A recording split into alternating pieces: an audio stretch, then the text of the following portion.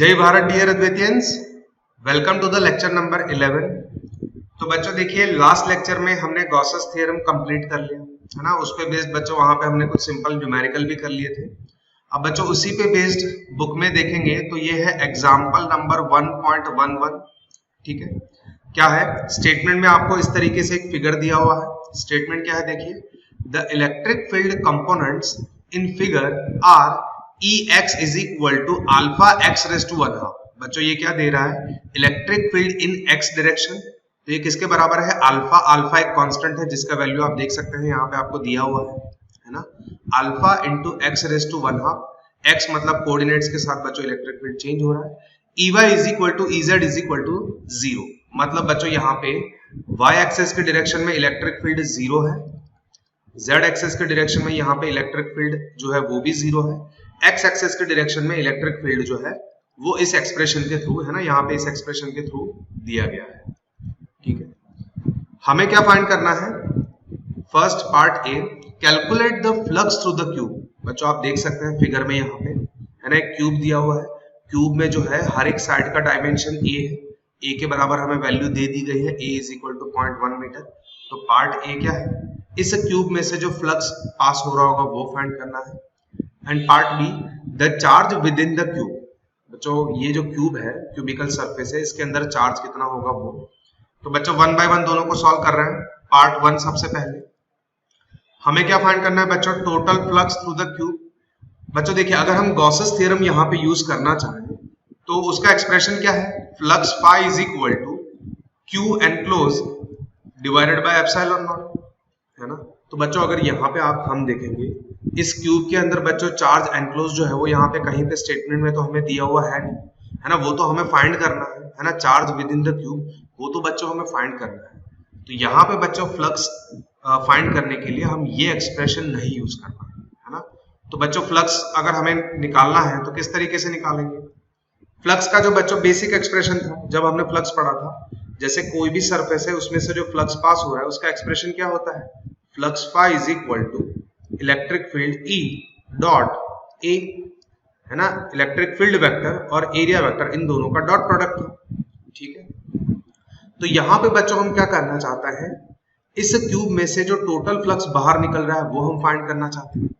तो हम क्या कर रहे हैं बच्चों, देखिए ये जो इस क्यूब में से जो टोटल फ्लक्स बाहर निकल रहा होगा उसको हम 6 पार्ट्स में यहाँ पे डिवाइड कर रहे हैं। जैसे कि मान लेते हैं बच्चों ये जो सरफेस है लेफ्ट हैंड साइड वाली, इसको हम 1 नाम दे देते हैं। राइट हैंड साइड वाली जो सरफेस है इसको हम 2 नाम दे देते हैं। ठीक है, ये वाली जो बच्चों आगे वाली जो सरफेस है ना, इसको हम नाम दे देते हैं 3। ठीक है, इसको हम नाम दे देते हैं 3। पीछे वाली सरफेस है, बैक साइड है ना, पीछे वाली जो सरफेस है बैक साइड, उसको हम नाम दे देते हैं 4। उसको हम नाम दे देते हैं 4। ऊपर वाली सरफेस है ना, ऊपर वाली सरफेस जो है इसको हम नाम दे देते हैं 5। और नीचे वाली जो सरफेस है इसको हम नाम दे देते हैं 6। तो टोटल फ्लक्स जो बाहर निकल रहा होगा वो बच्चों इन 6 फेसेस में से जो फ्लक्स बाहर निकल रहा होगा उनका सम हो जाएगा। जैसे कि अगर हम लिखना चाहें फ्लक्स थ्रू क्यूब तो ये किसके बराबर होगा, फ्लक्स थ्रू फेस 1, फेस नहीं मतलब sorry surface, flux through surface 1 plus flux through surface 2 plus flux through surface 3 plus flux through surface 4 plus flux through surface 5 plus flux through surface 6। जितनी surface है उन सब में से जो फ्लक्स निकल रहे हैं उनको हम ऐड करें। तो बच्चों देखिए यहाँ पे एक छोटी सी चीज हमें समझनी होगी। जैसे ये जो हम सरफेस 3 ले रहे हैं ना, ये वाली जो सरफेस है वो 3 है। ठीक है, ये सरफेस 3 है। तो सरफेस 3 के लिए एरिया वेक्टर कौन से डायरेक्शन में होगा बच्चों, ये सरफेस 3 के लिए क्या एरिया वेक्टर इस डायरेक्शन में होगा, है ना, ये एरिया वेक्टर इस डायरेक्शन में। और यहाँ पे इलेक्ट्रिक फील्ड कौन से डायरेक्शन में बच्चों, क्या इलेक्ट्रिक फील्ड सिर्फ और सिर्फ एक्स डायरेक्शन में ही आप देख सकते हैं स्टेटमेंट में, वाई और जेड एक्सिस के डायरेक्शन में इलेक्ट्रिक फील्ड तो है नहीं। तो मान लेते हैं बच्चों यहाँ पे इस फेस पे इलेक्ट्रिक फील्ड जो है उसका डायरेक्शन ये है, वैल्यू कुछ भी हो सकता है ना, वैल्यू कुछ भी होगा, बट इलेक्ट्रिक फील्ड का डायरेक्शन ये है। तो बच्चों ये सरफेस 3, ये वाली जो सरफेस है ना, ये वाली सरफेस 3, एरिया वेक्टर और इलेक्ट्रिक फील्ड इन दोनों के बीच का बच्चों एंगल देखिए कितना बन रहा है, क्या ये 90 डिग्री बन रहा है ना। तो अगर बच्चों यहाँ पे थीटा 90 डिग्री है, इस एक्सप्रेशन में देखिए E dot A is equal to हम क्या लिख सकते हैं, ई ए कॉस थीटा, अब बच्चों थीटा यहाँ पे अगर 90 डिग्री हो जाएगा, है ना, तो cos 90 का वैल्यू तो जीरो हो जाएगा, तो फ्लक्स जो है वो भी बच्चों जीरो हो जाएगा उस सरफेस में से जो पास हो रहा है। तो इसका मतलब क्या हुआ बच्चों, ये जो सरफेस 3 है ना, ये वाली सरफेस जिसको हमने नाम दिया हुआ है 3, तो इसमें से जो फ्लक्स पास होगा वो जीरो हो जाएगा। उसी तरीके से बच्चों बिल्कुल सेम तरीके से आप समझ सकते हैं, जो पीछे वाली सरफेस है 4, तो उसमें से भी बच्चों जो फ्लक्स पास हो रहा है वो भी बच्चों जीरो हो जाएगा, है ना। सरफेस 4 के लिए एरिया वेक्टर बच्चों हम समझ सकते हैं पीछे की डायरेक्शन में, इलेक्ट्रिक फील्ड जो है वो इस डायरेक्शन में, दोनों के बीच का एंगल बन जाएगा 90। तो बच्चों flux through surface 3, flux through surface 4, यहाँ पे flux through surface 3 and flux through surface 4, ये तो जीरो हो गया, ठीक है। इसी तरीके से बच्चों देखिए फ्लक्स थ्रू सरफेस 5, बच्चों देखिए ये वाली सरफेस है ना, ऊपर वाली सरफेस, तो यहाँ पे बच्चों सरफेस 5 के लिए एरिया वेक्टर कौन से डायरेक्शन में होगा, एरिया वेक्टर नॉर्मली आउटवर्ड, मतलब इस तरीके से ऊपर की डायरेक्शन में, और इलेक्ट्रिक फील्ड तो बच्चों एक्स एक्सिस की डायरेक्शन में ही है, दोनों के बीच का एंगल फिर से 90 डिग्री। तो यहाँ पे बच्चों फिर से बिल्कुल इसी तरीके से फ्लक्स थ्रू सरफेस 5 ये भी जीरो हो जाएगा, और बच्चों सेम इसी तरीके से फ्लक्स थ्रू सरफेस 6 भी आप देखेंगे तो ये भी बच्चों जीरो हो जाएगा। हर एक फेस के लिए, हर एक सरफेस के लिए इलेक्ट्रिक फील्ड ई और एरिया वेक्टर ए का डायरेक्शन देखेंगे, आप देखेंगे बच्चों 90 डिग्री ही बन रहा है, तो फ्लक्स थ्रू सरफेस 5 एंड 6 ये भी जीरो हो जाएगा। तो इसका मतलब क्या हुआ बच्चों, इस एक्सप्रेशन में बच्चों ये जो है 5 3 बच्चों यहां से यहां तक सारे के सारे फ्लक्स जीरो हो जाएंगे, तो इन सबको बच्चों हम, इन सब का वैल्यू कितना हो जा रहा है, जीरो।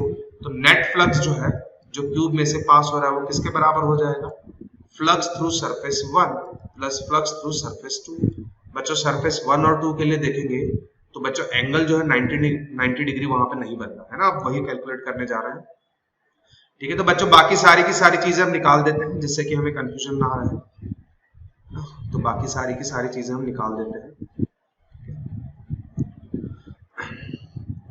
तो बच्चों देखिए यहाँ पे ये सरफेस है 1, ये सरफेस 1 और ये वाली सरफेस 2। सर बच्चों हमें फ्लक्स निकालना है, तो फ्लक्स का एक्सप्रेशन क्या है, E इंटू ए।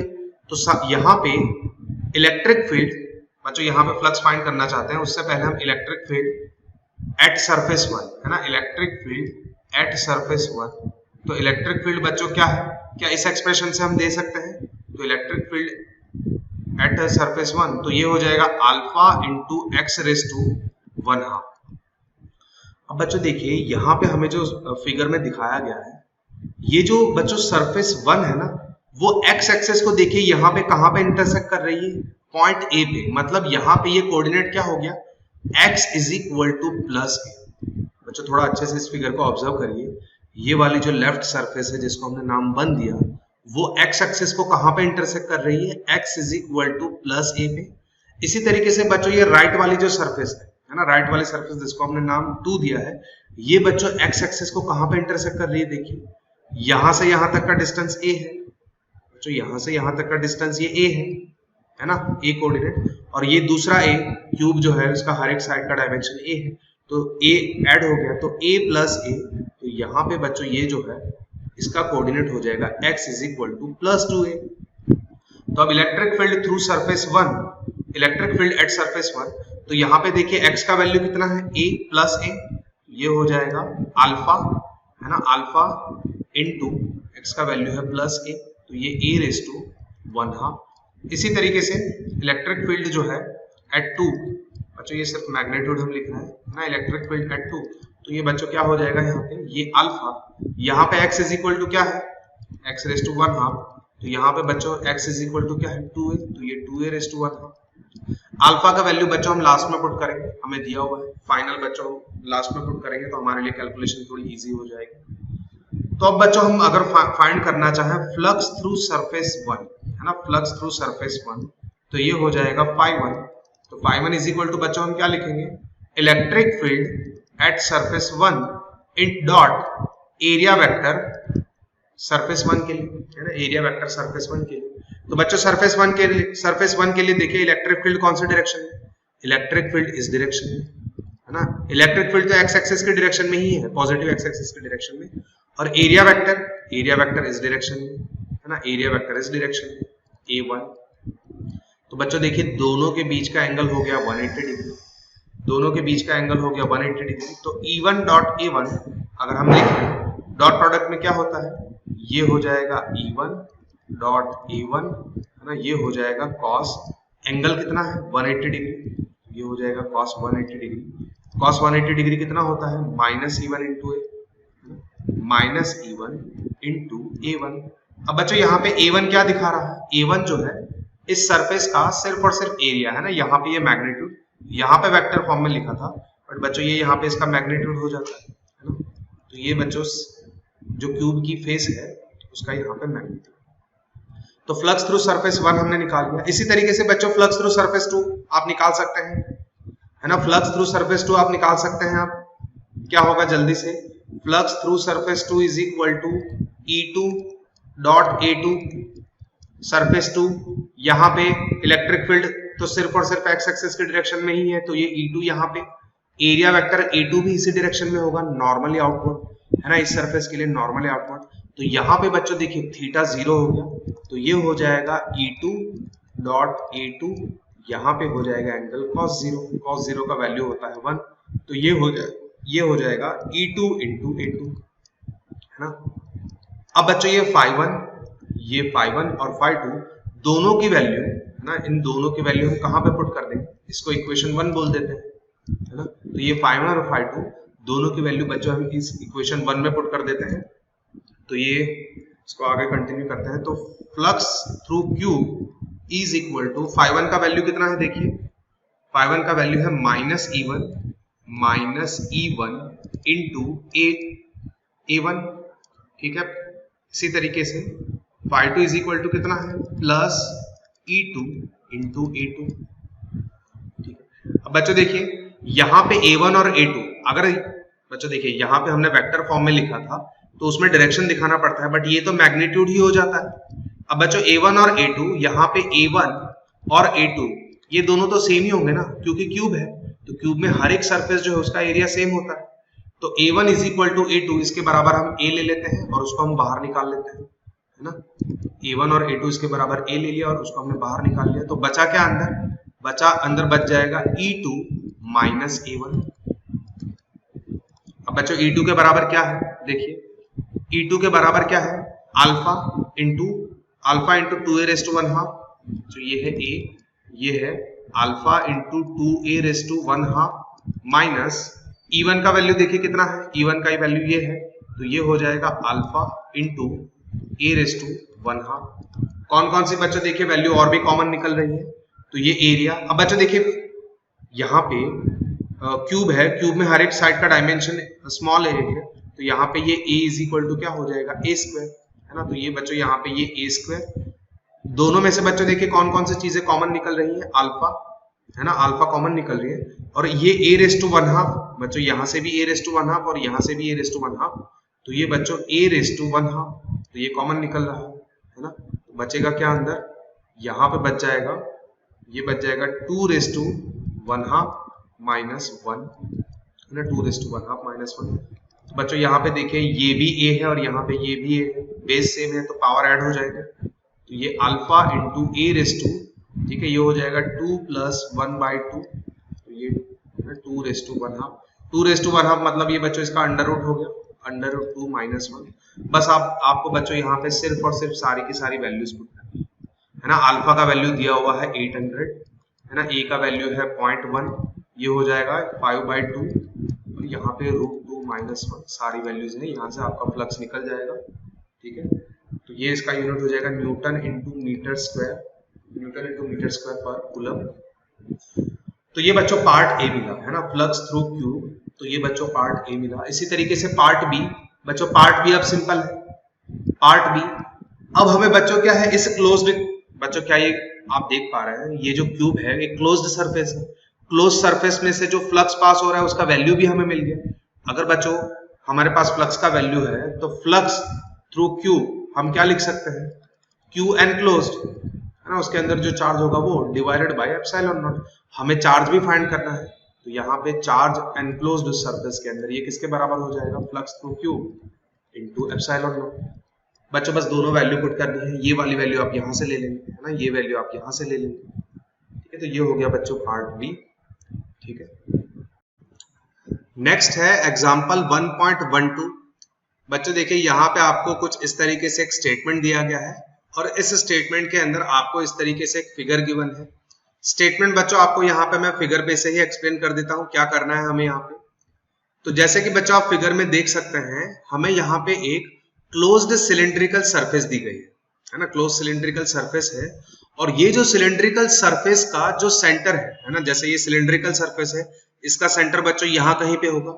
तो ये जो सेंटर है वो कोई एक फ्रेम ऑफ रेफरेंस के ओरिजिन के साथ कोइंसाइड हो रहा है ना बच्चों। यहां से हम देख सकते हैं ये एक्स एक्सिस और यहां से ऊपर ये वाई एक्सिस। तो बच्चों ये फ्रेम ऑफ रेफरेंस का ओरिजिन और बच्चों ये जो सिलिंड्रिकल सरफेस है उसका सेंटर, दोनों बच्चों इस पॉइंट ओ पे यहाँ पे कोइंसाइड हो रहे हैं। ठीक है, अब हमें क्या बोला गया है दूसरा स्टेटमेंट में, अगर ये जो ओरिजिन है ना, ओरिजिन ओ पॉइंट है, यहां से हम राइट हैंड साइड जाएंगे, मतलब प्लस एक्स एक्सिस के डायरेक्शन में जाएंगे, तो इलेक्ट्रिक फील्ड ई जो है, अगर हम प्लस एक्स एक्सिस के डायरेक्शन में जा रहे हैं तो इलेक्ट्रिक फील्ड ई कितना दिया हुआ है, ये दिया हुआ हमें 200 आई कैप न्यूटन पर कूलम।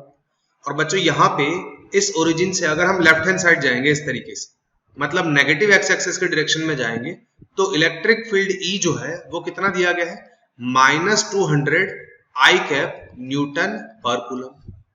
ठीक है, इस तरीके से आपको दिया गया है। अब बच्चों देखिए एक छोटी सी चीज, इलेक्ट्रिक फील्ड का मैग्नीट्यूड बच्चों यहाँ पे अगर हम देखेंगे तो हर एक जगह पे सेम है।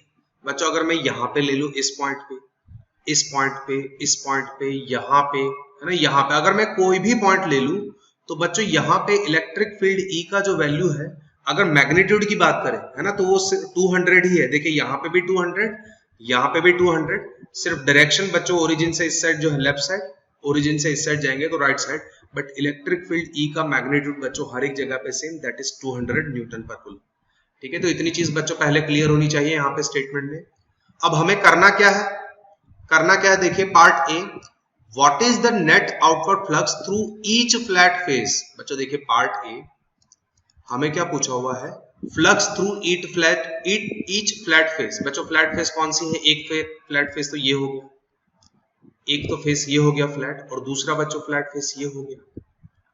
बच्चों ये राइट हैंड साइड वाला फेस है तो इसको हम राइट फेस, और ये लेफ्ट साइड वाला फेस है तो इसको हम लेफ्ट फेस बोल देते हैं।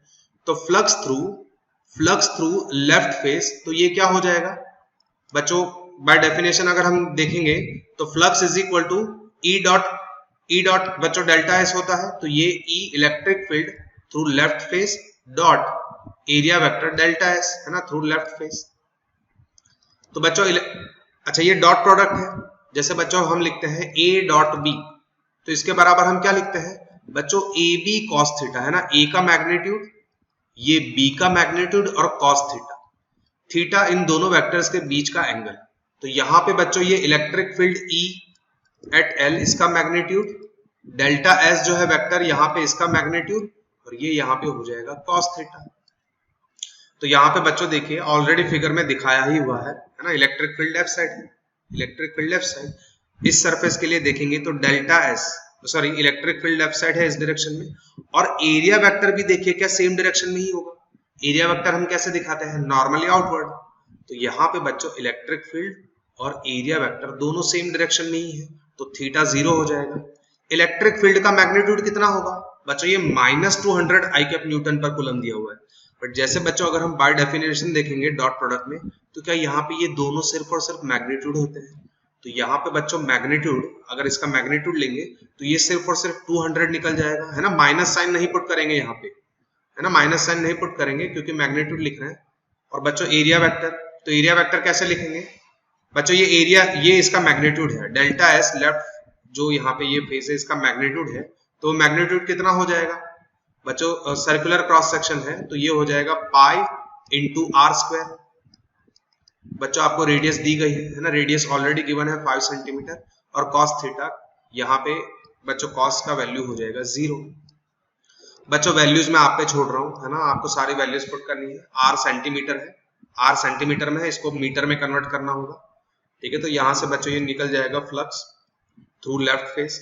इसी तरीके से फ्लक्स थ्रू बच्चों राइट फेस भी आप कर सकते हैं, electric field at right face और delta S vector at right face, है ना। फिर से बच्चों ये ई आर है ना, बाय डेफिनेशन ये E R delta S R cos theta. यहाँ पे भी बच्चों थीटा जो है वो 0 ही होगा, है ना, आपको सिर्फ और सिर्फ वैल्यूज पुट करनी है। डेल्टा एस है ना, ये बच्चों क्या है, एरिया राइट फेस के लिए, तो बच्चों वो भी पाई आर स्क्वायर ही होगा। सारी वैल्यूज पुट करनी है, आपको यहाँ से आंसर मिल जाएगा। तो ये हो गया बच्चों पार्ट ए। पार्ट बी क्या है, what is the flux through the side of the cylinder. बच्चों देखिए अगर पार्ट बी यहाँ पे मैं कर दूं, है ना, पार्ट बी बच्चों यहाँ पे हम इसको हटा देते हैं। क्या बोला गया है, what is the flux through side of the cylinder, मतलब बच्चों ये जो कर्व्ड सरफेस है इसकी बात की गई है। तो पार्ट बी बच्चों देखिए अगर कर्व्ड सरफेस पे हम कहीं पे भी देखेंगे, बच्चों देखिए अगर मैं यहाँ पे छोटा सा एलिमेंट ले रहा हूँ, है ना, छोटा सा एलिमेंट ले रहा हूँ, तो बच्चों इस छोटे से एलिमेंट के लिए एरिया वेक्टर कौन से डायरेक्शन में होगा, नॉर्मली आउटवर्ड। तो एरिया वेक्टर जो है वो इस डायरेक्शन में, है ना, ds। और इलेक्ट्रिक फील्ड यहाँ पे ये इस डायरेक्शन में, है ना। इलेक्ट्रिक फील्ड तो बच्चों एक्स एक्सिस के डायरेक्शन में ही है, अगर ओरिजिन से लेफ्ट साइड देखेंगे तो ये नेगेटिव एक्स एक्सिस के डायरेक्शन में। तो इलेक्ट्रिक फील्ड यहाँ पे ये इस तरीके से एंगल बन गया 90, है ना। इसी तरीके से बच्चों यहाँ पे भी देखेंगे, जैसे यहाँ से यहाँ पे छोटा सा एलिमेंट ले लो तो एरिया वेक्टर बच्चों इस तरीके से ds, और इलेक्ट्रिक फील्ड यहाँ पे ये इस डायरेक्शन में। तो इन शॉर्ट बच्चों यहाँ पे फ्लक्स थ्रू कर्व्ड सरफेस अगर हम लिखना चाहें तो ये हो जाएगा, है ना। बच्चों कर्व्ड सरफेस है तो हम कर्व्ड सरफेस पे इंटीग्रेशन लेते हैं, सरफेस, है ना। तो ये हो जाएगा E इंटू डी एस, ये हो जाएगा E इंटू डी एस, है ना। तो बच्चों ये E इंटू डी एस, है ना, सरफेस पे अगर हम लिख रहे हैं तो ये E, है ना, E D S cos theta. Theta बच्चों यहाँ पे 90 डिग्री है, थीटा यहाँ पे 90 डिग्री है, तो कॉस 90 है तो बच्चों वैल्यू 0 ही हो जाएगा, है ना, ये वैल्यू 0 हो जाएगा यहाँ पे। तो फ्लक्स थ्रू कर्व्ड सरफेस, है ना, ये 0 हो जाएगा। तो ठीक है, ये पार्ट बी हो गया। What is the net outward flux through the cylinder.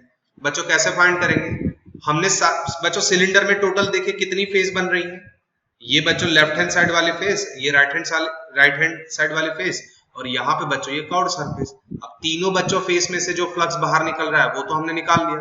तो टोटल फ्लक्स अगर नेट फ्लक्स की बात करें बच्चों, यहाँ पे पार्ट सी जो है इसको यहाँ पे ले ले, तो फ्लक्स थ्रू सिलेंडर, है ना, फ्लक्स थ्रू सिलेंडर, तो ये क्या हो जाएगा यहाँ पे, फ्लक्स थ्रू सिलेंडर, तो ये हो जाएगा flux through left face, flux through right face plus flux through, है ना, कर्व्ड सरफेस।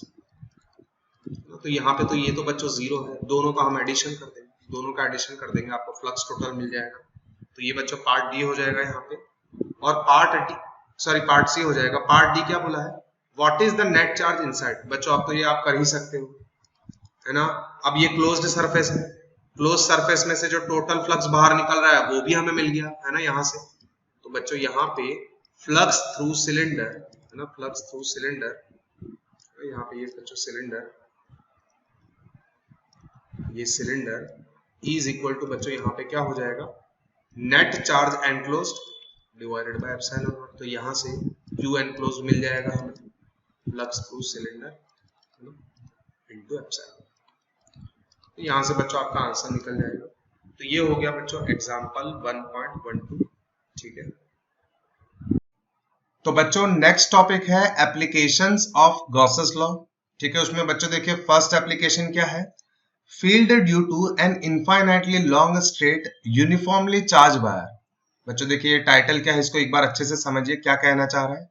जैसे बच्चों हमारे पास कोई एक वायर है ना, वो वायर इनफाइनाइटली लॉन्ग है, स्ट्रेट है, और वो यूनिफॉर्मली चार्ज है। यूनिफॉर्मली चार्ज का मतलब बच्चों इस वायर पे थ्रू आउट बच्चों लैम्बडा का जो वैल्यू है, लैम्बडा मतलब लीनियर चार्ज डेंसिटी, वो बच्चों कांस्टेंट है ना, वो कांस्टेंट है।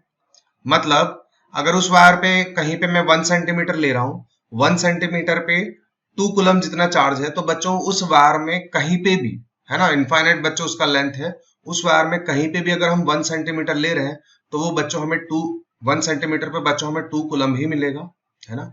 तो लीनियर चार्ज डेंसिटी बच्चों उस पे कांस्टेंट है। तो ऐसे वायर की वजह से बच्चों को ये एक पॉइंट पे हमें इलेक्ट्रिक फील्ड फाइंड करना है, ठीक है। बच्चों देखिए बहुत ही इंपॉर्टेंट क्वेश्चन है ना, वेरी इंपॉर्टेंट। बच्चों बोर्ड में ये एक से ज्यादा बार बच्चों 2-3 बार ये क्वेश्चन आ चुका है, ठीक है, तो अच्छे से देखना है हमें। तो बच्चों देखिए यहाँ पे थियरी को स्टार्ट करने से पहले कुछ इंपॉर्टेंट चीजें मैं आपको बताऊंगा, तो वो हमें समझनी होगी, ठीक है। तो बच्चों जैसे कि हम फिगर में यहाँ पे देख सकते हैं, हमारे पास ये कोई एक वायर है, देख सकते हैं बच्चों इनफाइनाइट लेंथ है, आप देख सकते हैं यहाँ पे भी ये इनफाइनाइट तक जा रहा है और यहाँ पे भी ये इनफाइनाइट तक जा रहा है, स्ट्रेट वायर है। अब बच्चों इस वायर से आर जितने परपेंडिकुलर डिस्टेंस पे मान लेते हैं कोई एक पॉइंट पी है ना, यहाँ पे बच्चों कोई एक पॉइंट पी है, ठीक है।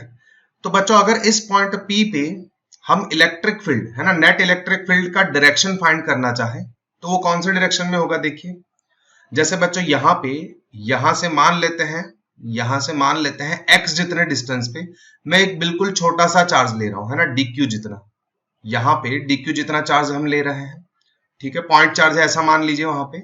और यहां से सेम बच्चों इस साइड भी है ना, ये जो है यहाँ से सेम उतने ही डिस्टेंस पे x जितने डिस्टेंस पे ही बिल्कुल वही सेम चार्ज है ना हम ले रहे हैं यहाँ पे dq जितना, ठीक है, dq जितना चार्ज यहाँ पे भी, ये भी dq और यहाँ पे ये भी dq। तो बच्चों इन दोनों, ये दोनों क्या है, पॉइंट चार्ज हम ऐसा एज्यूम करेंगे, तो इन दोनों की वजह से बच्चों इस पॉइंट P पे अगर इलेक्ट्रिक फील्ड का हम डायरेक्शन दिखाना चाहें तो वो कौन से डायरेक्शन में होगा बच्चों, यहाँ पे ये पॉजिटिव चार्ज है, हम वायर पे देख सकते हैं बच्चों पॉजिटिव चार्ज डिस्ट्रीब्यूटेड है। तो बच्चों इस चार्ज की वजह से अगर इस पॉइंट P पे हम इलेक्ट्रिक फील्ड दिखाएं तो वो बच्चों रेडियली आउटवर्ड डायरेक्शन में होगा। तो ये डायरेक्शन बच्चों ऐसे हो जाएगा, ये डायरेक्शन जो है ना, ये बच्चों यहाँ पे इलेक्ट्रिक फील्ड का डायरेक्शन ये हो गया, ठीक है, इसको हटा देते हैं। उसी तरीके से बच्चों यहाँ पे जैसे ये dq चार्ज है, ये भी पॉजिटिव है, तो इसकी वजह से भी बच्चों इलेक्ट्रिक फील्ड जो है वो बिल्कुल उसी तरीके से रेडियली आउटवर्ड, मतलब यहाँ पे इलेक्ट्रिक फील्ड का जो डायरेक्शन होगा वो इस डायरेक्शन में होगा, है ना, इलेक्ट्रिक फील्ड का जो डायरेक्शन होगा वो इस डायरेक्शन में होगा, यहाँ पे डायरेक्शन ये। अब बच्चों देखिए यहाँ पे ये जो दोनों इलेक्ट्रिक फील्ड है, एक ये और ये जो दोनों चार्ज की वजह से इस पॉइंट P पे लग रहे हैं, उन दोनों का मैग्नीट्यूड सेम होगा। बच्चों थोड़ा सा यहाँ पे जियोमेट्री को समझिए, यहाँ पे भी चार्ज dq, यहाँ पे भी चार्ज dq। इस dq चार्ज से बच्चों पॉइंट P का जो डिस्टेंस है, मान लेते हैं ये l डिस्टेंस है, तो यहाँ पे भी ये l डिस्टेंस ही होगा। तो इसका मतलब क्या हुआ, इलेक्ट्रिक फील्ड का मैग्नीट्यूड सेम होगा बट डायरेक्शन आप देख सकते हैं अलग अलग है, ठीक है। तो अगर इस इलेक्ट्रिक फील्ड को बच्चों, ये जो दोनों इलेक्ट्रिक फील्ड है, अगर इसको हम दो कंपोनेंट्स में डिवाइड कर दें, जैसे मान लेते हैं ये जो इलेक्ट्रिक फील्ड है, तो इस इलेक्ट्रिक फील्ड को, इसको अगर मैं दो कंपोनेंट में डिवाइड करूं तो एक कंपोनेंट ये है ना, दो म्यूचुअली परपेंडिकुलर कंपोनेंट में डिवाइड कर रहे हैं, एक कंपोनेंट ये मान लेते हैं अगर ये एंगल थीटा है तो ये हो जाएगा e cos थीटा, ये हो जाएगा e cos थीटा, और यहाँ पे जो है ये हो जाएगा e sin थीटा, ठीक है बच्चों। बिल्कुल इसी तरीके से ये वाला जो इलेक्ट्रिक फील्ड है उसको भी दो कंपोनेंट में डिवाइड कर देते हैं, अगर ये थीटा है तो बच्चों यहाँ पे ये भी थीटा ही होगा, ये भी थीटा ही होगा, तो ये हो जाएगा e cos थीटा। बच्चों देखिए इन दोनों का मैग्नीट्यूड सेम है, इसीलिए मैं यहाँ पे e और ये भी e लिख रहा हूँ, है ना, मैग्नीट्यूड सेम है।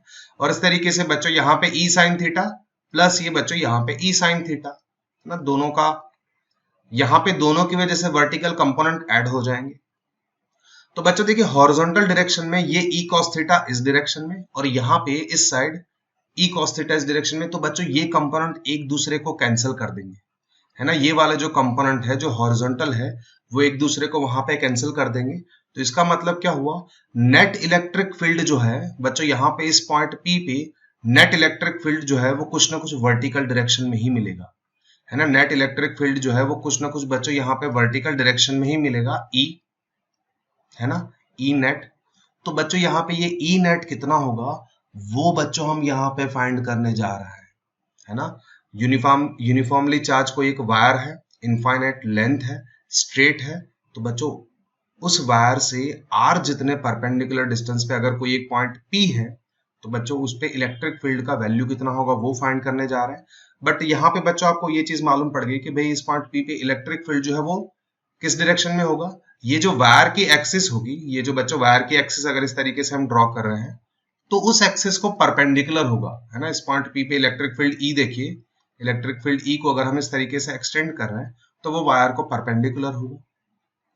अब बच्चों इसी तरीके से समझिए, जैसे ये वायर है ना, जैसे ये वायर है, मान लेते हैं ये मैंने अभी अभी आपको एक्सप्लेन कर दिया, जैसे ये वायर है, इनफाइनाइट लेंथ है, ये वायर है, इनफाइनाइट लेंथ है, पॉजिटिव चार्ज है, पॉजिटिव नेगेटिव कुछ भी हो सकता है, हम पॉजिटिव ले रहे हैं।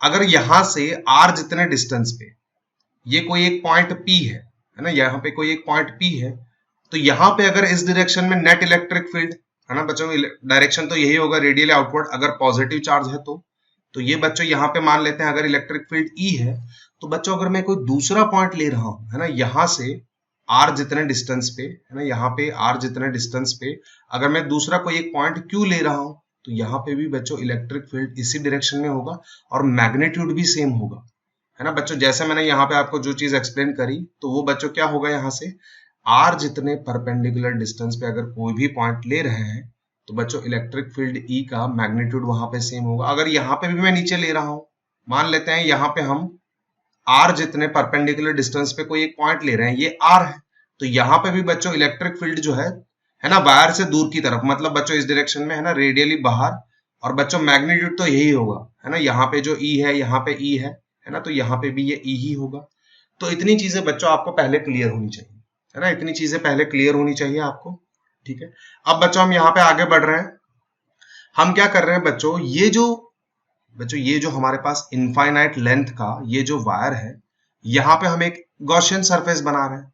गॉसियन सरफेस ऐसी जिसकी वजह से उसकी जो कर्व्ड सरफेस है, बच्चों देखिए हमारे पास फिगर यहाँ पे है ना ऑलरेडी है, ये बच्चों इनफाइनाइट लेंथ का आप वायर देख सकते हैं, है ना, पॉजिटिव चार्ज है उस पे। हमने क्या करा बच्चों, यहाँ पे एक गॉसियन सरफेस बना दी। हमें इलेक्ट्रिक फील्ड कहाँ पे फाइंड करना है बच्चों, इस पॉइंट P पे, है ना, इस पॉइंट P पे हमें इलेक्ट्रिक फील्ड चाहिए। तो इस पॉइंट P में से पास होती हुई देखिए ये जो सिलिंड्रिकल सरफेस है, इसकी कर्व्ड सरफेस देखिए किस में से पास हो रही है, पॉइंट P में से।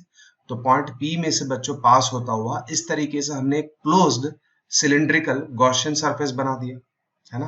तो यहाँ पे बच्चों ये पॉइंट P ले ले, पॉइंट Q ले ले, है ना, कोई भी ले ले, तो इस सरफेस पे हर एक जगह पे इलेक्ट्रिक फील्ड सबसे पहले आपको मालूम होना चाहिए कांस्टेंट होगा, ठीक है। गॉसियन बच्चों हमने जो सिलिंड्रिकल गॉसियन सरफेस चूज की है, इसका लेंथ कितना है, इसका लेंथ L है। तो हमें क्या फाइंड करना है, electric field at perpendicular distance r, है ना, कोई पॉइंट P या Q है। तो कैसे फाइंड कर सकते हैं, देखिए सबसे पहले देखिए, अगर हम अकॉर्डिंग टू गॉसेस लॉ, है ना, according to Gauss law, flux through this surface, है ना, ये सिलिंड्रिकल क्लोज्ड सरफेस है, ये क्लोज सरफेस है, तो ये जो सिलिंड्रिकल क्लोज सरफेस है उसके थ्रू जो फ्लक्स पास होगा उसका बेसिक इक्वेशन क्या हो जाएगा, ये हो जाएगा Q enclosed divided by epsilon naught. तो बच्चों ये जो सिलिंड्रिकल सरफेस है, इसके अंदर बच्चों टोटल चार्ज कितना बच्चों एनक्लोज हो रहा है। बच्चों देखिए, जैसे इस सिलेंडर का लेंथ कितना है L, मतलब L लेंथ का वायर जो है वो इस सिलेंडर के अंदर है। बच्चों देखिए, अगर यहाँ पे हम लेंथ इस तरीके से ले रहे हैं, एक छोटा सा यूनिटरी, है ना, पर यूनिट लेंथ, अगर यूनिट लेंथ है ना, यूनिट लेंथ है, तो उस यूनिट लेंथ पे चार्ज, अगर यूनिट लेंथ है तो बच्चों चार्ज इस पे कितना होगा, लैम्बडा। हमने क्या माना हुआ है, इस पे जो चार्ज डेंसिटी है वो कितनी है, lambda coulomb per metre, coulomb per centimetre unit length. तो अगर यूनिट लेंथ है तो इस वायर पे चार्ज कितना है, लैम्बडा जितना। तो बच्चों यहाँ पे सिलिंड्रिकल सरफेस के अंदर टोटल कितना लेंथ है वायर का, L है। तो अगर L लेंथ है तो उस पे बच्चों चार्ज कितना हो जाएगा, यहाँ पे ये हो जाएगा लैम्बडा इंटू L। तो बच्चों चार्ज एनक्लोज जो हो रहा है सिलिंड्रिकल सरफेस के अंदर वो हो जाएगा lambda into L divided by epsilon naught. तो ये इसको बच्चों हम दे देते हैं इक्वेशन नंबर 1। ये हमें क्या मिला, flux through this cylindrical surface, जो हमने क्लोज सरफेस बनाई है वो, ठीक है। अब बच्चों ये जो फ्लक्स है, ये जो बच्चों सेम फ्लक्स है जिसके लिए हमने एक्सप्रेशन लिखा, वो बच्चों हम उसके बेसिक डेफिनेशन से भी यहाँ पे डिराइव कर सकते हैं, है ना। जैसे बच्चों अगर यहाँ पे मैं फ्लक्स फाइंड करना चाहूँ तो flux phi is equal to, अब बच्चों देखिए यहाँ पे सिलिंड्रिकल सरफेस में, ये सिलिंड्रिकल जो सरफेस है इसको हम 3 पार्ट में डिवाइड कर दे। ये वाला पार्ट है ना, ये वाला एक पार्ट ये है ना, एक पार्ट ये, दूसरा ये है ना, 2 फ्लैट सरफेस हो गई, तीसरी बच्चों ये कर्व्ड सरफेस हो गई, है ना। सिलेंडर को हमने 3 सरफेस में डिवाइड कर दिया। तो फ्लक्स थ्रू दिस सिलेंडर, तो इसको मैं डिवाइड कर सकता हूं, ये हो जाएगा flux through surface 1 plus flux through surface 2 plus flux through surface 3, ठीक है। अब बच्चों देखिए फिर से, बच्चों ये ऑलरेडी हम लास्ट लेक्चर में कर चुके हैं, है ना। जैसे कि बच्चों यहाँ पे इस सरफेस 1 पे देखिए, बच्चों ये सरफेस 1 है ना, यहाँ पे ये सरफेस 1 है। तो बच्चों सरफेस 1 के लिए जो एरिया वेक्टर है, एरिया वेक्टर को यहाँ पे बच्चों डीए से दिखाया हुआ है, हम डीएस से भी दिखा सकते हैं। तो इस सरफेस 1 के लिए बच्चों एरिया वेक्टर इस डायरेक्शन में, और मैंने बच्चों आपको बता दिया अगर ये यूनिफॉर्मली चार्ज वायर है तो बच्चों इलेक्ट्रिक फील्ड जो है वो वर्टी इस डायरेक्शन में ही होगा, है ना बच्चों, रेडियली आउटवर्ड इस तरीके से ही वायर से दूर की तरफ, है ना। अगर ये पॉजिटिव चार्ज है तो उस केस में बच्चों इलेक्ट्रिक फील्ड इस तरीके से ही होगा। तो इलेक्ट्रिक फील्ड और एरिया वेक्टर बच्चों इन दोनों के बीच का एंगल कितना बन रहा है, क्या 90 डिग्री। तो बच्चों यहाँ पे ये φ10 हो जाएगा, है ना बच्चों। मैं फिर से नहीं कर रहा, फिर भी चलो लिख देते हैं किसी को कंफ्यूजन हो। फ्लक्स थ्रू सरफेस 1, तो ये क्या होगा, electric field E dot dA। अगर हम यहाँ पे छोटा सा एलिमेंट ले लें ना, आपको यहाँ पे देखिए ये dA का मतलब क्या है, ये सरफेस 1, यहाँ पे छोटा सा एलिमेंट लिया है, छोटा सा सरफेस का एलिमेंट, इसीलिए dA लिखा हुआ है। अगर dA लिख रहे हैं तो पूरी सरफेस पे हमें फाइंड करना है, ये पूरी की पूरी सरफेस 1 जो है, पूरी सरफेस पे, तो हम इंटीग्रेशन लिख देंगे। तो ये E डॉट dA, तो E डॉट dA तो ये हो जाएगा E dA cos theta. Theta बच्चों कितना है, dA इस डायरेक्शन में, E इस डायरेक्शन में, तो ये 90। अब बच्चों cos 90 तो 0 ही होता है, तो ये बच्चों यहाँ पे हो जाएगा 0।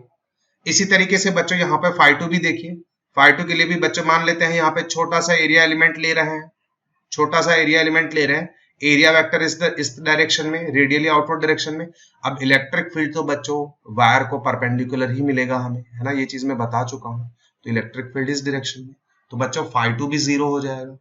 φ2 भी बच्चों यहाँ पे E इंटू dA, है ना, तो ये बच्चों E dA cos 90, तो ये भी बच्चों 0।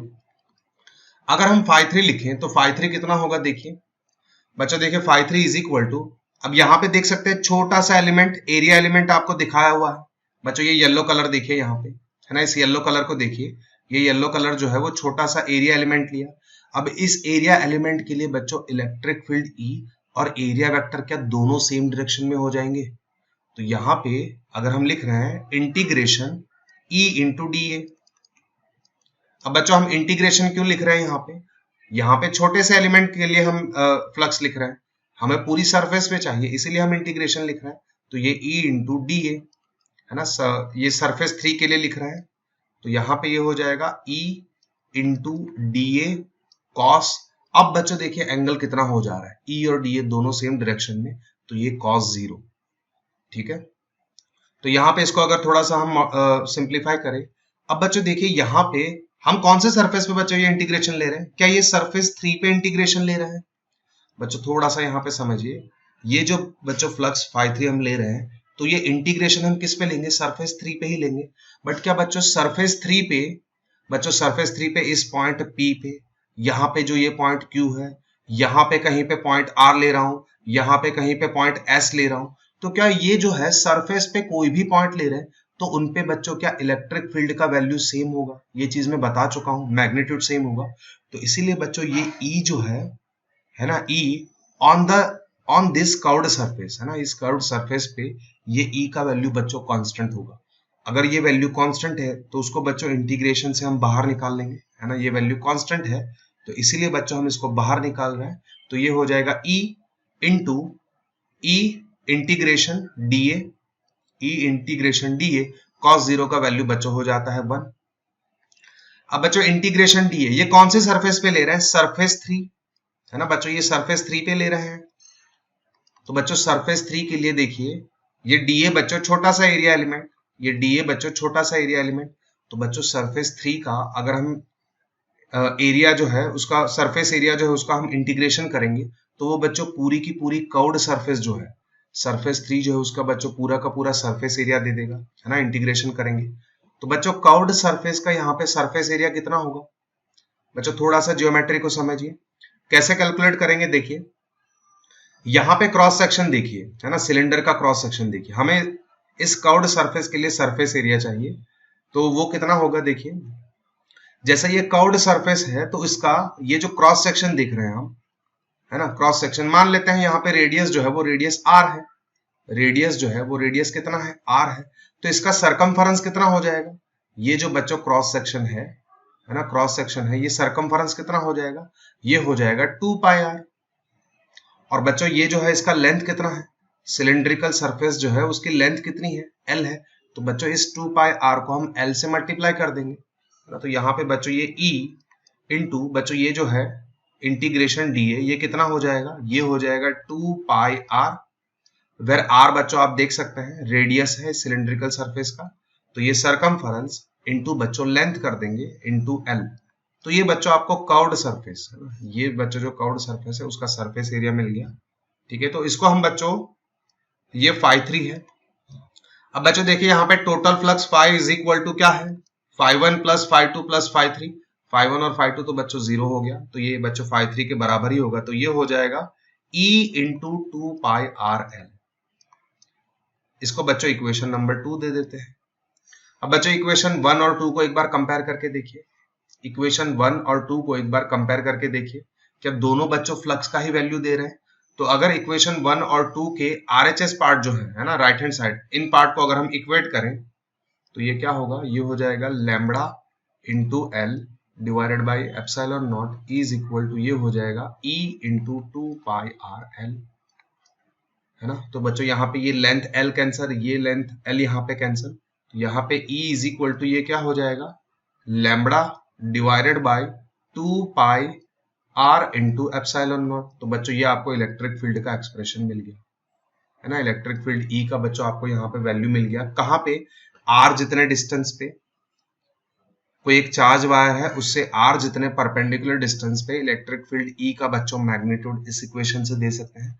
इसको बच्चों थोड़ा सा मॉडिफाई भी कर सकते हैं, अगर के फॉर्म में लिखना चाहें तो कैसे लिख सकते हैं, देखिए अगर मैं यहाँ पे ऊपर 2 से मल्टीप्लाई कर दूं और 2 से डिवाइड कर दूं, है ना, 2 से मल्टीप्लाई कर रहा हूँ 2 से डिवाइड कर रहा हूँ, तो ये 2 इंटू 2 ये बच्चों हो जाएगा 4 पाई और ये एप्सिलॉन नॉट है, अगर इसको मैं देखिए थोड़ा सा अगर हम मॉडिफाई करें तो ये हो जाएगा 2 लैम्बडा सॉरी है ना, यहाँ पे ये 1 अपन 4 पाई एप्सिलॉन नॉट, ऊपर बच जाएगा 2 लैम्बडा और नीचे बच्चों यहाँ पे बच जाएगा, ठीक है, ये बच्चों बच जाएगा यहाँ पे सिर्फ और सिर्फ आर, तो 1 अपन 4 पाई एप्सिलॉन नॉट के बराबर तो हम क्या लिखते हैं, तो ये हो के ही लिखते हैं, तो ये बच्चों हो जाएगा 2 के लैम्बडा बाई आर, ना 2 के लैम्बडा बाई आर। तो बच्चों ये जो एक्सप्रेशन आपको आप जो है इस तरीके से भी याद रख सकते हैं, है ना, ये एक्सप्रेशन जो है बच्चों आप इस तरीके से भी याद रख सकते हो।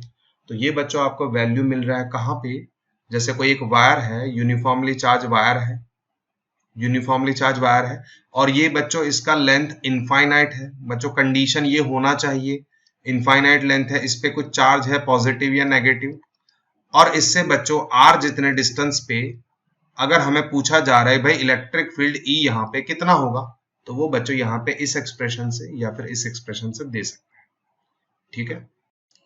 इसी तरीके से नेक्स्ट एप्लीकेशन है field due to uniformly charge infinite plane sheet. बच्चों देखिए वायर की जगह क्या हो गया, प्लेन शीट हो गया, ये शीट बच्चों इनफाइनाइट तक एक्सटेंड हो रही है और उस पे भी बच्चों चार्ज जो है वो यूनिफॉर्मली डिस्ट्रीब्यूटेड है। अब बच्चों प्लेन शीट मतलब ये 2 डायमेंशनल ऑब्जेक्ट हो गया, इसके पास कुछ ना कुछ एरिया होगा, तो यहाँ पे बच्चों ये जो चार्ज डेंसिटी होगी वो हो जाएगी सरफेस चार्ज डेंसिटी। तो सरफेस चार्ज डेंसिटी बच्चों यहाँ पे क्या है, कांस्टेंट होगी, है ना, पर यूनिट एरिया अगर वहां पे हम कहीं पे भी चार्ज देख रहे हैं तो वो वैल्यू क्या होगी, कांस्टेंट होगी, यूनिफॉर्मली चार्ज का मतलब ये है। तो बच्चों ऐसी शीट से, है ना, ऐसी शीट की वजह से, कैसी शीट, प्लेन शीट इनफाइनाइट तक एक्सटेंड हो रही है और उस पर यूनिफॉर्म चार्ज है, तो उसकी वजह से बच्चों को एक पॉइंट पे इलेक्ट्रिक फील्ड हम देखने जा रहे हैं। और वो पॉइंट किस तरीके से है, देखिए फिगर में आप देख सकते हैं, है ना, यहाँ पे मान लेते हैं बच्चों ये कोई एक इनफाइनाइट प्लेट है, ये बच्चों इस डायरेक्शन में ऐसे एक्सटेंड हो रही है इनफाइनाइट तक, है ना, यहाँ पे बच्चों ये इनफाइनाइट तक इस तरीके से एक्सटेंड हो रही है सारे डायरेक्शंस में, ठीक है। तो इस तरीके से ये शीट एक्सटेंड हो रही है, मान लेते हैं यहाँ पे इस शीट पे कुछ पॉजिटिव चार्ज है, पॉजिटिव नेगेटिव कुछ भी हो सकता है, हम पॉजिटिव ले रहे हैं, है ना, यूनिफॉर्मली डिस्ट्रीब्यूटेड है, यूनिफॉर्मली डिस्ट्रीब्यूटेड पॉजिटिव चार्ज है, तो इस पॉइंट P पे बच्चों नेट इलेक्ट्रिक फील्ड कितना होगा वो हम फाइंड करना चाहते हैं। तो बच्चों देखिए यहाँ पे भी इस पॉइंट P पे, जैसे मैंने बच्चों अभी भी आपको वायर के केस में बताया, है ना, इस पॉइंट P पे नेट इलेक्ट्रिक फील्ड जो है वो बच्चों इस डायरेक्शन में ही होगा, है ना। इसको जल्दी से अगर देखें, जैसे यहाँ पे मान लेते हैं कोई एक छोटा सा हम एलिमेंट ले रहे हैं, यहाँ पे कुछ चार्ज होगा, इस चार्ज की वजह से इस पॉइंट P पे इलेक्ट्रिक फील्ड इस डायरेक्शन में, है ना, यहाँ पे ये जो डिस्टेंस है सेम उतने डिस्टेंस पे ही यहाँ पे जो सेम चार्ज है उसी चार्ज का यहाँ पे हम छोटा सा एलिमेंट ले रहे हैं, तो इसकी वजह से बच्चों इलेक्ट्रिक फील्ड जो लगेगा वो इस डायरेक्शन में है ना, वो इस डायरेक्शन में। बच्चों दोनों की वजह से नेट इलेक्ट्रिक फील्ड आपको इस डायरेक्शन में मिलेगा, है ना। ये जो कंपोनेंट मिलेंगे ऐसे, है ना, वर्टिकल कंपोनेंट, वो एक दूसरे को कैंसिल कर देंगे, ठीक है। तो इसमें बच्चों ज्यादा हमें इतना डिटेल में नहीं जाना है ना। हमें जो नेट इलेक्ट्रिक फील्ड मिलेगा वो इस डायरेक्शन में ही होगा, इस पॉइंट पी पे। तो इसका बच्चों वैल्यू कितना होगा, एक्सप्रेशन हम डिराइव करना चाहते हैं। तो यहाँ पे बच्चों क्या करेंगे, एक गॉसियन सरफेस बना देंगे। बच्चों जिस पॉइंट पे हमें इलेक्ट्रिक फील्ड ई का वैल्यू चाहिए, तो बच्चों उस पॉइंट में से पास होता हुआ हम गॉसियन सरफेस बनाएंगे। बच्चों जैसे कि हमारे पास फिगर रेडी है ना, आप देख सकते हैं बच्चों, इस फिगर को अच्छे से समझिए। ये बच्चों येलो कलर का आप देख सकते हैं इनफाइनाइट प्लेन ऑफ चार्ज, है ना। ये बच्चों एक्सटेंड हो रहा है इनफाइनाइट तक सारे डायरेक्शन में। पॉजिटिव चार्ज डिस्ट्रीब्यूटेड है ना। मान लेते हैं इस पे बच्चों इसका जो सरफेस चार्ज डेंसिटी है वो सिग्मा है, पर यूनिट एरिया इस पे चार्ज, ठीक है, सिग्मा जितना है, ठीक है। अब बच्चों यहाँ पे गॉसियन सरफेस देखिए किस तरीके से बनाई है। गॉसियन सरफेस जो है बच्चों आप देख सकते हैं, ये जो पॉइंट है ना, यहाँ पे बच्चों ये पॉइंट P है। इस पॉइंट P पे हम इलेक्ट्रिक फील्ड फाइंड करना चाहते हैं, तो गॉसियन सिलिंड्रिकल सरफेस हमने इस तरीके से बनाई जिससे कि इसका जो फ्लैट सरफेस है ना, इसका जो फ्लैट सरफेस है, ये फ्लैट सरफेस जो है इस पॉइंट P में से पास हो, ठीक है। और बच्चों ये जो सिलेंडर है उसका क्रॉस सेक्शन देखिए कितना है, आप देख सकते हैं यहाँ पे बीच में क्रॉस सेक्शन यहाँ पे A है ना, आप फिगर में देख सकते हैं बच्चों ये क्रॉस सेक्शन A है। तो बच्चों फिर से देखिए वही सेम मेथड जो हमने अभी फॉलो किया था। सबसे पहले क्या करेंगे, जो अकॉर्डिंग टू गॉसेस लॉ है ना, flux through this Gaussian surface, बच्चों ये क्लोज सरफेस है, तो इस क्लोज सरफेस में से जो फ्लक्स बाहर निकल रहा होगा वो क्या हो जाएगा, q enclose divided by epsilon naught.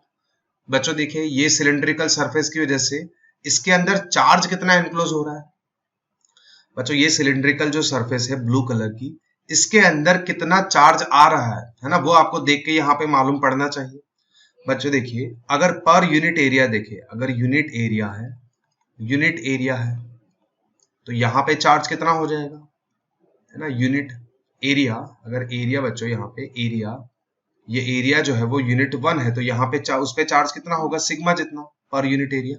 तो यहाँ पे बच्चों देखिए इस सिलेंडर के अंदर ये जो शीट है येलो कलर की बच्चों शीट देख पा रहे हो, तो उसका कितना एरिया है, ये एरिया इतना है, तो ये एरिया बच्चों यहाँ पे A है। तो अगर एरिया A जितना है, एरिया जो है वो A जितना है, तो यहाँ पे बच्चों चार्ज कितना हो जाएगा, ये हो जाएगा सिग्मा इंटू A। तो यहाँ पे बच्चों ये हो जाएगा sigma into A divided by epsilon not, equation number 1। अब बच्चों यही फ्लक्स हम क्या है, उसका फ्लक्स का जो बेसिक डेफिनेशन है उसके थ्रू भी फाइंड कर सकते हैं। सेम प्रोसीजर फिर से फॉलो करेंगे। सिलिंड्रिकल सरफेस है, इसको टोटल 3 पार्ट में डिवाइड कर देते हैं। ये बच्चों सरफेस 1, यहाँ पे ये सरफेस 2 और यहाँ पे ये कर्व्ड सरफेस 3। तो total flux through this cylinder वो क्या हो जाएगा, flux through surface 1 plus flux through surface 2 plus flux through surface 3।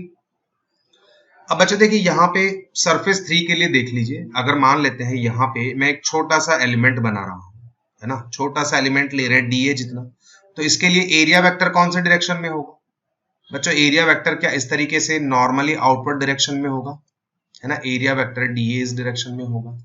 अब यहाँ पे इलेक्ट्रिक फील्ड कौन से डायरेक्शन में होगा बच्चों, देखिए अगर ये पॉजिटिव चार्ज है, बच्चों देखिए इस पॉजिटिव चार्ज की वजह से इस शीट की लेफ्ट साइड देखेंगे तो इलेक्ट्रिक फील्ड नेट इस डायरेक्शन में होगा, और बच्चों शीट की इस साइड देखेंगे, जैसे मैंने यहाँ पे इस पॉइंट P पे बताया है ना, यहाँ पे इस पॉइंट P पे बताया, तो यहाँ पे नेट इलेक्ट्रिक फील्ड इस डायरेक्शन में होगा, ठीक है। बच्चों पॉजिटिव चार्ज है तो right hand side electric field का डायरेक्शन ये होगा, और लेफ्ट हैंड साइड देखेंगे तो इलेक्ट्रिक फील्ड का डायरेक्शन ये होगा, है ना। नेट इलेक्ट्रिक फील्ड बच्चों इस डायरेक्शन में कैसे है मैं आपको बता चुका हूँ। तो यहाँ पे बच्चों इलेक्ट्रिक फील्ड E का डायरेक्शन ऐसे, यहाँ पे भी कोई एलिमेंट बच्चों ऐसे ले लो, जैसे यहाँ पे एलिमेंट है ना, तो इसके लिए एरिया वेक्टर इस डायरेक्शन में DA और इलेक्ट्रिक फील्ड जो है वो इस डायरेक्शन में। तो बच्चों इस सरफेस 3 पे कहीं पे भी देखेंगे तो electric field and area vector बच्चों एक दूसरे को परपेंडिकुलर ही होंगे, ये एंगल 90 ही बनेगा। तो बच्चों अगर ये एंगल 90 बन गया E और एरिया वेक्टर DA के बीच में, तो बच्चों फ्लक्स 0 हो जाएगा, है ना, उस सरफेस के थ्रू बच्चों फ्लक्स 0 हो जाएगा। तो यहाँ पे phi 3 is equal to integration हम सरफेस पे ले रहे हैं। क्यों ले रहे हैं इंटीग्रेशन? हमने छोटा सा एलिमेंट ही लिया है, ई डॉट डी ए, तो ये हो जाएगा ई डी ए कॉस 90। अब बच्चों cos 90 जो है वो जीरो हो जाता है, तो फ्लक्स फाई 3 जो है वो जीरो हो जाएगा। ठीक है, तो ये बच्चों टर्म यहाँ पे निकल जाएगा। तो flux phi is equal to, अब देखिए फाई 1 और फाई 2 देखते हैं। फाई 1 बच्चों क्या होगा, इस सरफेस के थ्रू, फाई 1 कौन सा सरफेस है, इसको हटा देते हैं बच्चों, ये वाला सरफेस है, इसके थ्रू फ्लक्स कितना होगा, flux phi 1 is equal to, आप देख सकते हैं बच्चों छोटा सा एलिमेंट दिखाया हुआ है ना, छोटा सा एलिमेंट आप देख सकते हैं यहाँ पे, ये छोटा सा एलिमेंट दिखाया हुआ है। तो छोटा सा एलिमेंट के लिए एरिया वेक्टर और इलेक्ट्रिक फील्ड देखिए क्या दोनों सेम डायरेक्शन में हो रहा है। तो यहाँ पे फ्लक्स थ्रू सरफेस 1 ये हो जाएगा E डॉट डी ए, है ना बच्चों, इस सरफेस 1 पे ले रहे हैं, तो ये हो जाएगा, दोनों सेम डायरेक्शन में है, तो ये E इंटू, सॉरी मैग्नीट्यूड लिखना पड़ेगा, E into D A cos 0, cos 0 का वैल्यू बच्चों 1 हो जाता है। अब बच्चों देखिए क्या इस सरफेस पे, बच्चों क्या इस सरफेस पे, है ना, इस सरफेस पे इलेक्ट्रिक फील्ड का वैल्यू सेम होगा। बच्चों देखिए मैं ऑलरेडी एक्सप्लेन कर चुका हूं, फिर से बता देता हूं।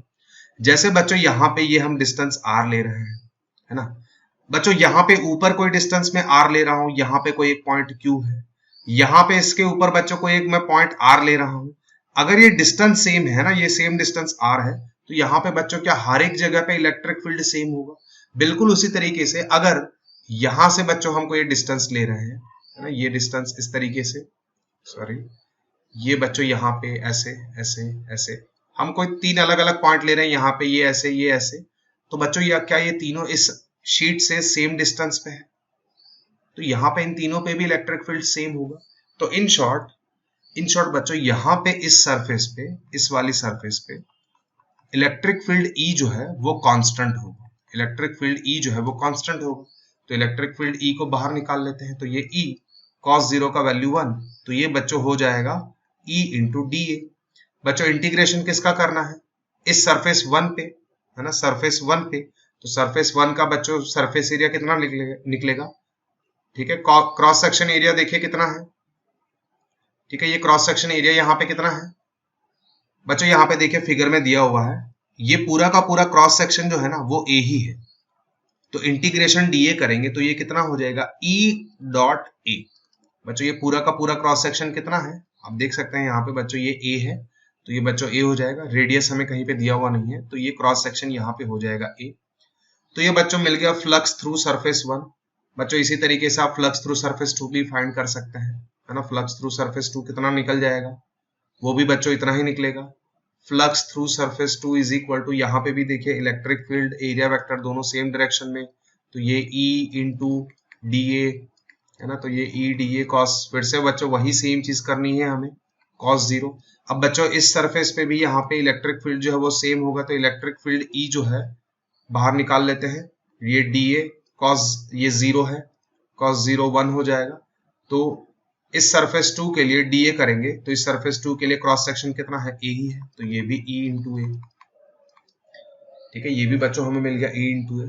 तो टोटल फ्लक्स फाई, बच्चों देखिए ये फाई 1, ये हमें मिला फाई 1 और ये फाई 2, इन दोनों का वैल्यू अगर हम इस इक्वेशन में पुट कर दें, ये वाले इक्वेशन में, इस वाले इक्वेशन में, तो टोटल फ्लक्स फाई कितना मिलेगा, total flux phi is equal to, ये हो जाएगा बच्चों E A into E dot A plus E dot A, तो ये हो जाएगा बच्चों 2EA, है ना, ये हो जाएगा 2EA। तो बच्चों देखिए इसको हम बोल देते हैं इक्वेशन नंबर 2। इक्वेशन नंबर 1 देखिए वो भी हमें फ्लक्स दे रहा है, इक्वेशन नंबर 2 देखिए वो भी हमें फ्लक्स दे रहा है, दोनों का RHS पार्ट जो है उसको हम वहां पे इक्वेट कर देते हैं, है ना, तो ये हो जाएगा sigma into A divided by epsilon not is equal to 2EA। तो बच्चों देखिए यहाँ पे ये एरिया कैंसिल, ये एरिया कैंसिल यहाँ पे, है ना, और कुछ चीज कैंसिल हो रही नहीं, तो यहां से electric field E is equal to, ये क्या हो जाएगा सिग्मा बाई 2 एप्सिलॉन नॉट। बच्चों ये हमारे लिए फाइनल एक्सप्रेशन, ये बच्चों हमारा फाइनल एक्सप्रेशन हो गया electric field due to infinite sheet जो यूनिफॉर्मली चार्ज है, तो उसकी वजह से बच्चों इलेक्ट्रिक फील्ड E का वैल्यू जो है वो हमें इतना मिलेगा, ठीक है, तो ये बच्चों एक्सप्रेशन आपको याद रखना है। तो बच्चों आज जो हमने ये दोनों डेरिवेशन देखे है ना, दोनों एप्लीकेशन देखी बच्चों। फर्स्ट एप्लीकेशन ये field due to an infinitely long straight uniformly charge wire, बच्चों ये भी इंपॉर्टेंट क्वेश्चन है ना, ये भी इंपॉर्टेंट क्वेश्चन है।